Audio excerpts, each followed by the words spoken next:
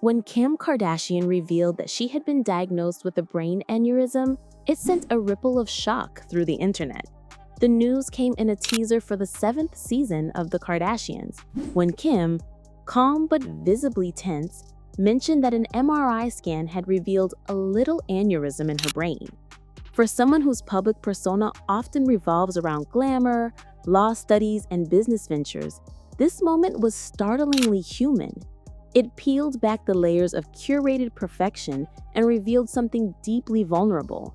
The reminder that even one of the most famous women in the world can face the same terrifying health scares as anyone else. Kim said that doctors hinted the aneurysm might be related to stress, and that single word, stress, became the center of public conversation. People immediately began asking, can stress really cause a brain aneurysm? Or was this another example of how emotional strain can manifest in physical ways?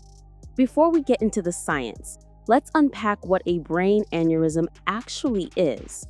A brain aneurysm is essentially a weak spot in the wall of a blood vessel inside the brain.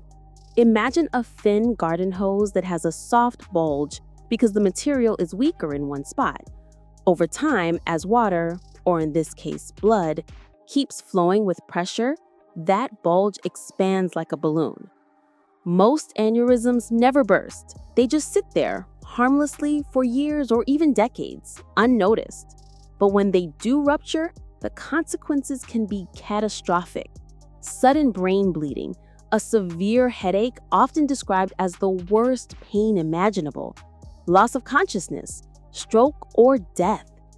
Doctors call this a subarachnoid hemorrhage, and about 1/3 of people who suffer one don't survive. Another third live with severe complications, and the remaining third, if lucky, recover with time. The danger, however, doesn't lie in the presence of an aneurysm itself, but in whether it ruptures. Many people live entire lives with one and never know it. Kim's doctors discovered hers incidentally, meaning they were scanning for something else when they found it. So, was Kim Kardashian's aneurysm caused by stress? The short answer, according to most neurologists, is no. Stress does not directly cause aneurysms to form. The main culprits are high blood pressure, smoking, certain genetic conditions, and sometimes infections or injuries that weaken blood vessels. However, stress plays a sneaky supporting role. When chronic, it raises blood pressure and inflammation throughout the body. That, in turn, can make an existing weak spot more likely to expand or, in rare cases, rupture. So while Kim's doctors may have used stress as a shorthand explanation, it's more accurate to say that emotional strain could have contributed to an environment in which her body was under prolonged tension. In short, stress didn't cause it, but it didn't help either. Still, it's easy to see why Kim might have made that connection.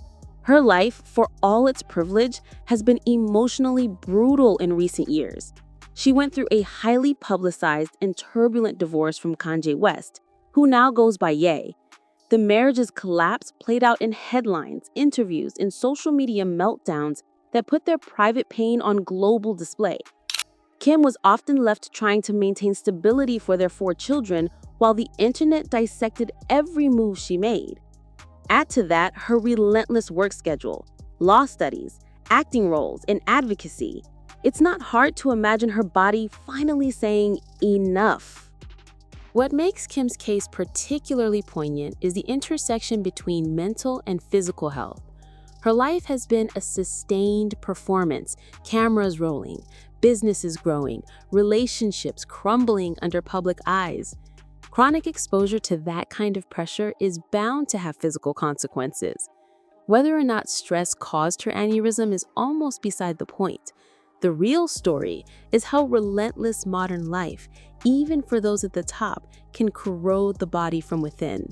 It's a quiet warning about the cost of constant performance, both for celebrities and for anyone living under unrelenting strain. In the weeks after the teaser aired, medical experts tried to calm public panic, reminding people that small, unruptured aneurysms are not death sentences. Most remain stable for life, and doctors can monitor them safely with periodic imaging.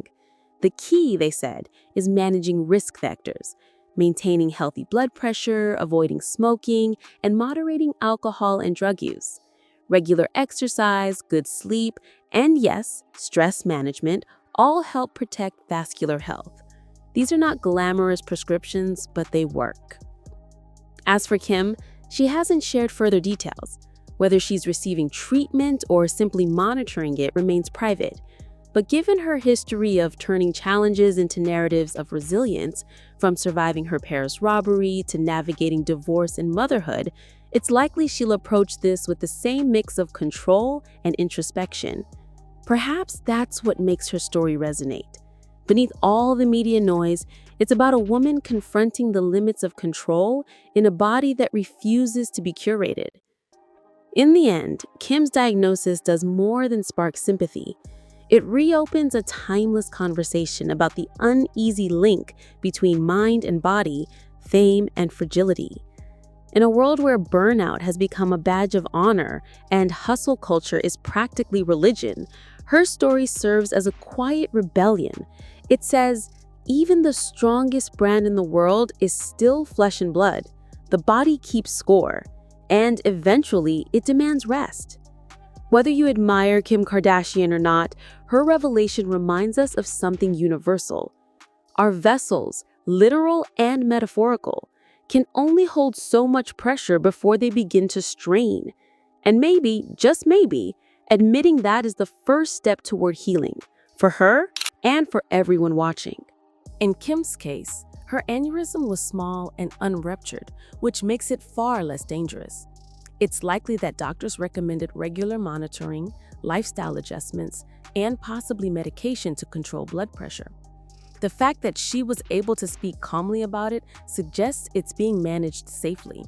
Still, the diagnosis can shake anyone, even someone used to global fame, to the core. There's something striking about how Kim linked her condition to stress. In recent years, we've seen her trying to balance being a business mogul, mother, and aspiring lawyer. She's studying through California's Law Office Study Program, a grueling 6-year path that allows her to become a lawyer without attending traditional law school. She's also been acting, most recently starring in All's Fair, and continuing her criminal justice reform work. Layered on top of this is the ongoing scrutiny of her personal life. Every relationship, outfit, or statement becomes a headline. The psychological weight of constant public exposure can't be underestimated. Stress, after all, is not just an emotion. It's a biochemical event. Cortisol, adrenaline, elevated heart rate, sleepless nights. Over time, these can wear the body down. What's fascinating, and perhaps tragic, is how Kim's revelation turns into a larger reflection on modern celebrity. For years, the Kardashians have been symbols of excess, control, and image. But moments like this puncture the illusion. They remind us that the human body doesn't care about fame. It doesn't care about money or influence. It just reacts. The irony is that Kim, one of the most scrutinized women on earth, had to confront something that cannot be photoshopped or spun: her own fragility. Public reactions were mixed: compassion from fans, cynicism from critics. Some accused her of using the diagnosis for publicity. Others defended her, arguing that if her platform raises awareness about brain health, then the discussion is worth having. And to be fair, the latter group has a point. Awareness saves lives.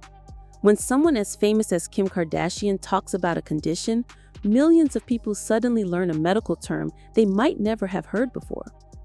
Google searches for brain aneurysm spiked after her announcement. People begin asking their doctors questions. And that ripple effect, from gossip to education, is no small thing. Of course, the science community was quick to clarify: stress isn't the villain it's often made out to be. Doctors like Dr. Brian Snelling and Dr. Greg Albers emphasized that while stress can elevate blood pressure, it doesn't directly cause aneurysms.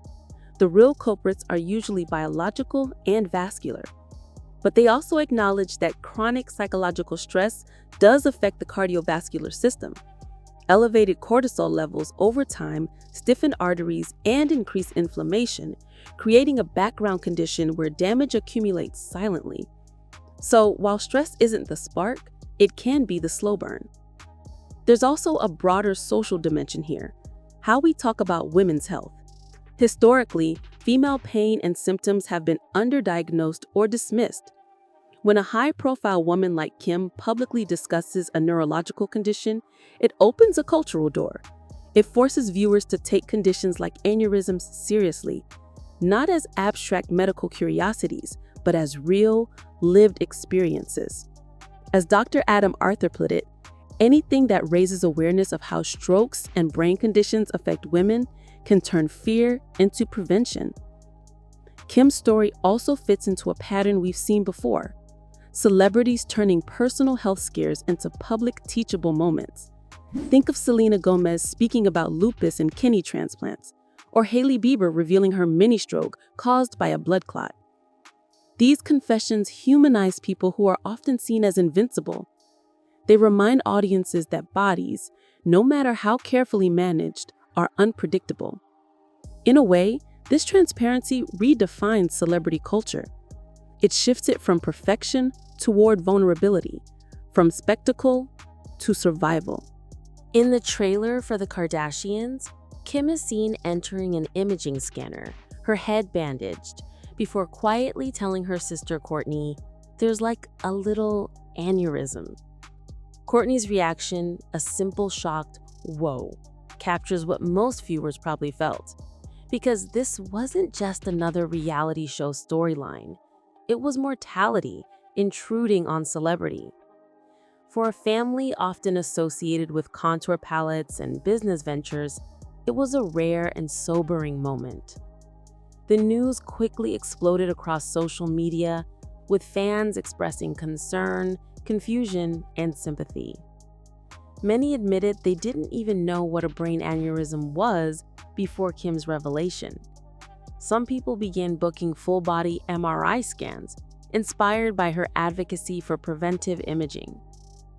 Kim has long promoted such scans as part of her health routine, even though some doctors have warned that they're not necessary for everyone and can sometimes create anxiety by revealing benign anomalies. But in her case, the scan may have saved her life, or at least given her a crucial learning. Medically, brain aneurysms are surprisingly common. The Brain Aneurysm Foundation estimates that about 6.8 million people in the United States, roughly 1 in 50, have an unruptured aneurysm. Most are women, typically between the ages of 30 and 60.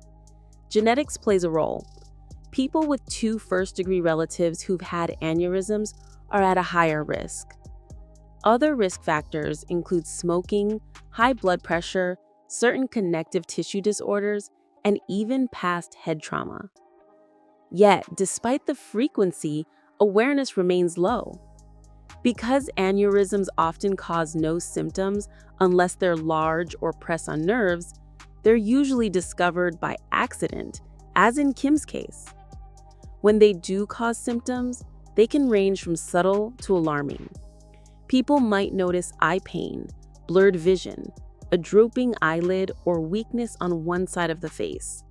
But most small aneurysms are silent. That's why the discovery of one often feels like stumbling upon a ticking clock you didn't know existed. You can live with it safely, but you also can't unknow it's there. For many, that knowledge itself becomes a psychological burden. If an aneurysm does rupture, the situation turns critical. Patients describe the pain as a thunderclap headache, a sudden explosive sensation unlike any normal headache. The bleeding can lead to stroke, brain damage, or death. Emergency surgery is usually required to stop the bleed and prevent rebleeding. Doctors may use one of 2 primary techniques: surgical clipping, where a small metal clip is placed at the base of the aneurysm to block blood flow, or endovascular coiling, where tiny platinum coils are inserted into the aneurysm through a catheter to cause it to clot off. Recovery can take months or years, and outcomes vary.